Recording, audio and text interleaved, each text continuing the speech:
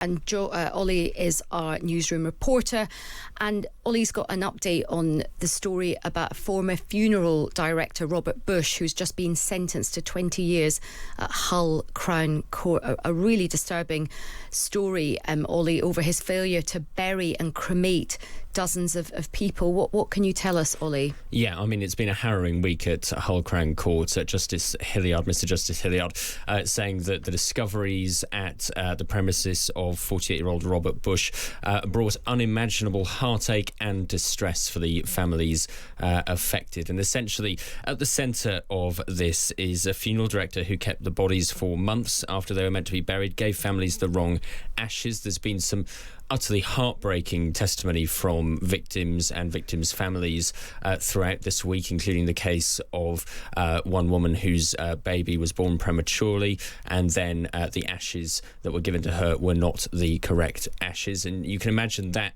sort of thing on a sort of industrial scale, as Mr. Justice Hilliard put it in Crown Court this afternoon, has been one of the most heartbreaking things for those families to live with, to put up with, to realise that in their sort of hardest moments they have been tricked or had the wool pulled over their eyes by this man. So he has been sentenced to 20 years in prison. Also 14 years he will not be allowed to be a director of a company.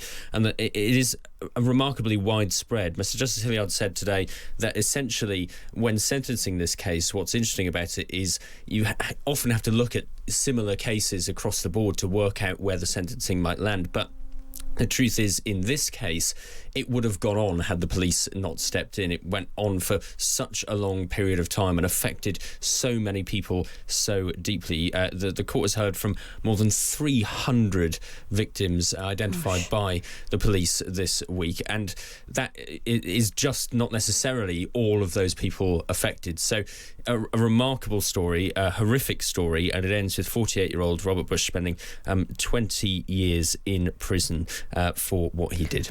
And is there any understanding of what his motivation was, or why he did this, or these awful things? So Robert Bush's point has been that essentially he lacked sufficient funds to keep records and to run a sustainable business. But the court has heard today that that simply hasn't washed at all. And essentially the cash flow was just flowing in one direction, and that was to the benefit of Robert Bush. He spent more than £42,000 on holidays. He was driven essentially by rather than regard for the families and the people and the deceased that he was dealing with, instead there was a selfish intent. There was enjoying substantial benefits from his fraudulent conduct. He stole money from 12 charities in amounts totalling more than £5,500, but possibly more than that. And essentially the court has heard that anyone who has had a cremation with Legacy, which is the company that Robert Bush